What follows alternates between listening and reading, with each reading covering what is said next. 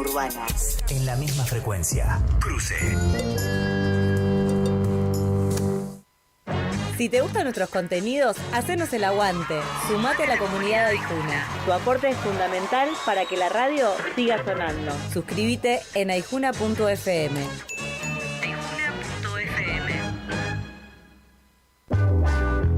Que esto es así, que esto es asá. Mejor le preguntamos a los que saben.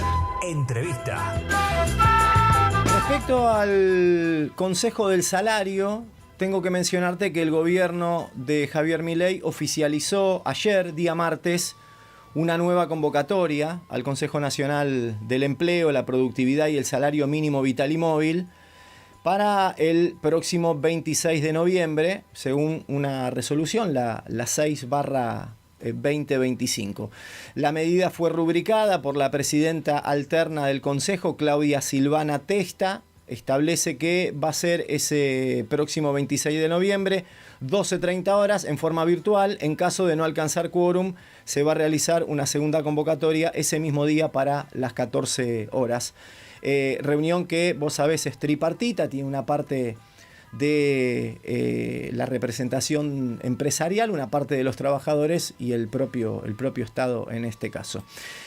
Nosotros tuvimos la posibilidad de dialogar con Eliana Bañera precisamente ayer para conocer un poco los argumentos por los cuales dos centrales gremiales, las dos CTA, habían emprendido el camino judicial para obligar precisamente a retomar estos espacios del Consejo del Salario. Eliana es abogada, es integrante del equipo de jurídicos de ATE Capital. Entrevista que te vamos a compartir también para comprender y entender el recorrido de exigencia, por un lado, por parte de los gremios y lo que se abrió a partir de ahora con la presentación y el recorrido jurídico. Hola Pablo, ¿qué tal? ¿Cómo estás? Gracias por la invitación nuevamente. Bueno, te agradecemos también la posibilidad también de profundizar algunos temas, algunos reclamos. Veníamos diciendo que el salario, de alguna manera, muchos economistas vienen destacando que termina siendo parte del ancla para contener parte de la estructura económica del gobierno de Javier Milei. Parece que aquí con el Consejo del Salario hay una herramienta que está utilizando el gobierno con esto de frizar las reuniones. ¿Cuál es el reclamo que vienen haciendo en este caso la CTA? Bueno, Pablo, efectivamente, como vos dijiste y diste la introducción, se ha interpuesto por parte de las dos centrales, las dos CTA, o en el camino de unificación de las dos CTA, se ha presentado un reclamo al Ministerio de Capital Humano, efectivamente, porque es quien preside el Consejo del Salario, en particular para que ordene convocar de forma urgente la sesión plenaria ordinaria del Consejo y dentro del Consejo que se encuentra la Comisión de Salario Mínimo Vital y Móvil para determinar un salario mínimo vital y móvil, valga la redundancia, que cumpla con los criterios de legalidad, razonabilidad, en definitiva, para que cumpla algún criterio, porque como sabrás o como muchos deben saber, el salario mínimo vital y móvil en la actualidad está en 322.000 pesos. Muy bajo, ¿no? Obviamente, que no alcanza la canasta básica, no alcanza para nada. Y bueno, el reclamo de las dos centrales es que se convoque al Consejo. ¿Por qué? Porque además de estar, digamos, en un valor muy bajo, no está cumpliendo con convocar en los plazos que tiene que convocar, además, el Ministerio de Capital Humano. Entonces, más allá, digamos, del monto... Eliana, estas convocatorias están bajo un marco legal, digamos. El gobierno está como al borde de la ilegalidad tomando estas decisiones. Exacto, porque en agosto se le venció el plazo para poder convocar, digamos. No convocó y sigue, digamos, este monto que ya estaba establecido, que además, digamos, también hay que tener o traer a colación que este monto había sido fijado como laudo arbitral. ¿Por qué? Porque cuando no se llega digamos, la comisión es una instancia tripartita, ¿no? Está en la parte de los trabajadores, la parte de los empleadores y el Estado acá presidiendo. Si no se llega a un acuerdo, no se ponen de acuerdo las partes, digamos, sale un laudo arbitral en donde fija, digamos, este salario mínimo vital y móvil. Ujú. Que obviamente en un gobierno como el actual, lo que sucede es que no va a haber acuerdo. Obviamente que las partes de los trabajadores y trabajadoras trata de llegar a un acuerdo, desde ese lado quiere llegar a un acuerdo, pero Sí, los parámetros te podés son tan encontrar bajos que una de las partes no tiene voluntad de ningún tipo de acuerdo, Exacto. por ejemplo, ¿no? Y lo que estaba pasando es que no hay voluntad por la parte empresarial y aparte de montos muy ínfimos, y sale el laudo arbitral, pero con montos como el actual, Ujú. digamos. Entonces, un poco digamos, lo que se busca es convocar, pero también, o sea, con estas medidas judiciales, convocar sí, pero también convocar y que se termine un salario mínimo vital y móvil que cumpla, digamos, con criterios, Ujú. ¿sí? Entonces, bueno, esa es digamos, la petición por parte de las centrales. Ujú. Bueno, ahora lo que sucedió, desde la justicia es que hay una primera providencia, el juez no es sentencia, pero sí es una primera providencia en donde le indica al Ministerio de Capital Humano que explique un poco qué pasa con esta situación. ¿Le dio plazos? Sí, un plazo de 3 días, si no me equivoco, pero todavía están en plazo, así que bueno, Ujú. estamos todavía. Bueno, después de esa instancia, ¿qué seguiría?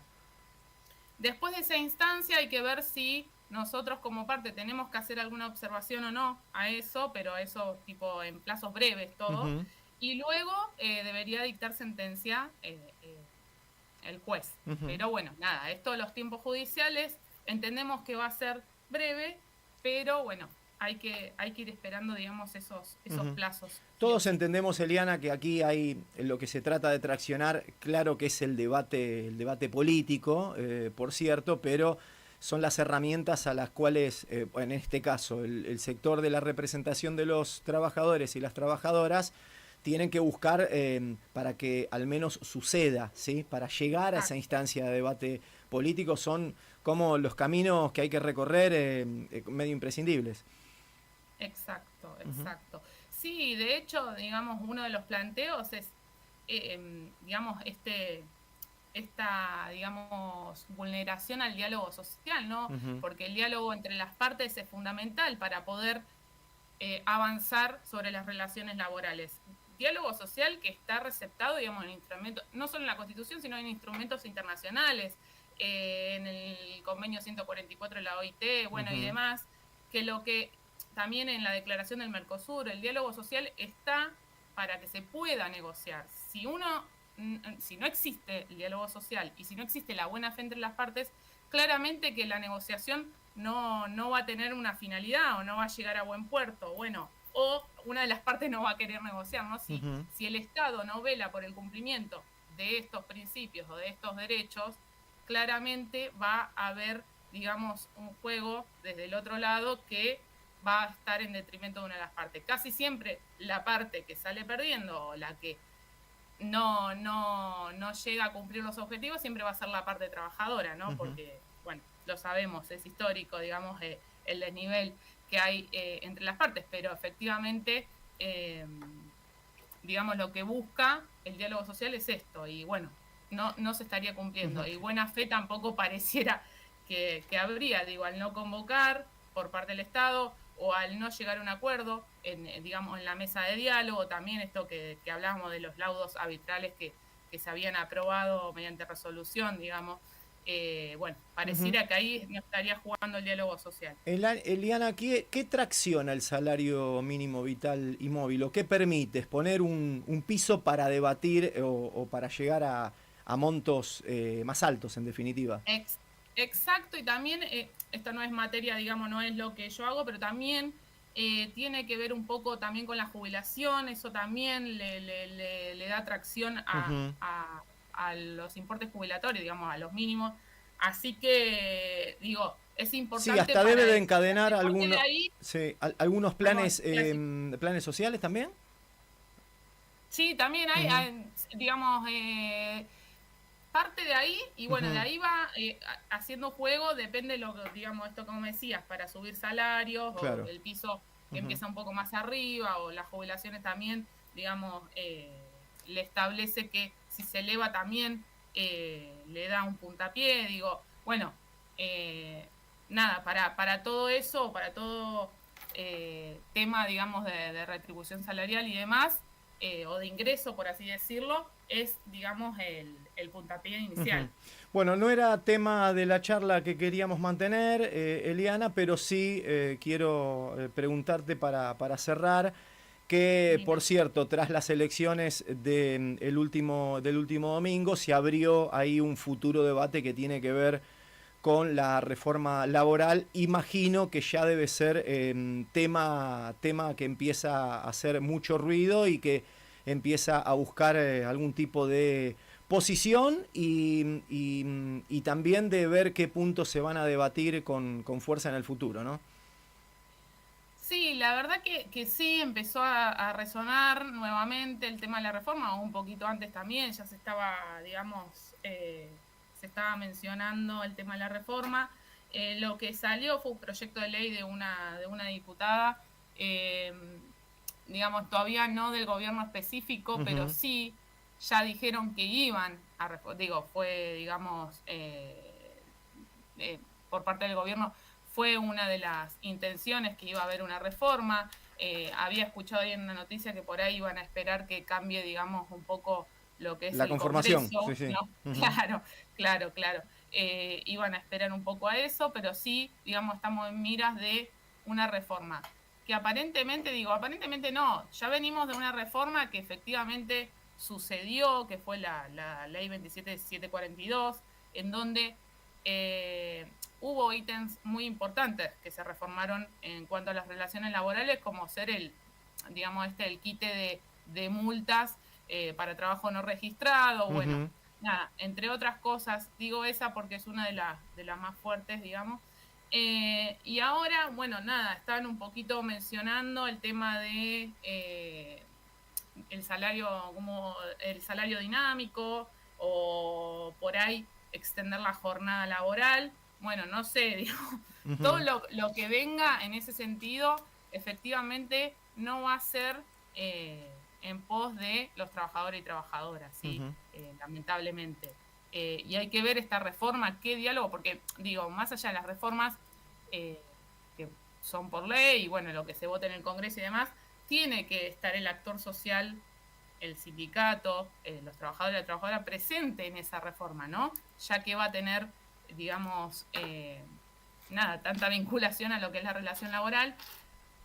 Pero bueno, no sé el diálogo si va a estar previamente a que se lance algún tipo, digo por parte del Estado, algún tipo de proyecto y demás, no lo creo, pero bueno, nada, veremos qué sucede. Muy bien. Te agradecemos los minutos de charla. Dejamos la posibilidad de hablar en cualquier otro momento, ¿eh? Por favor, muchas gracias a ustedes por la invitación y bueno, estamos al habla. Esperemos que no haya más reformas, pero creo que vamos a seguir, digamos, en el camino. Serás muy solicitada, Eliana, por este lado. Bueno, un abrazo grande. Hasta luego. Hasta luego. Suscríbete al canal de YouTube de Radio Aijuna y activa la campanita para no perderte de nada. Comienzo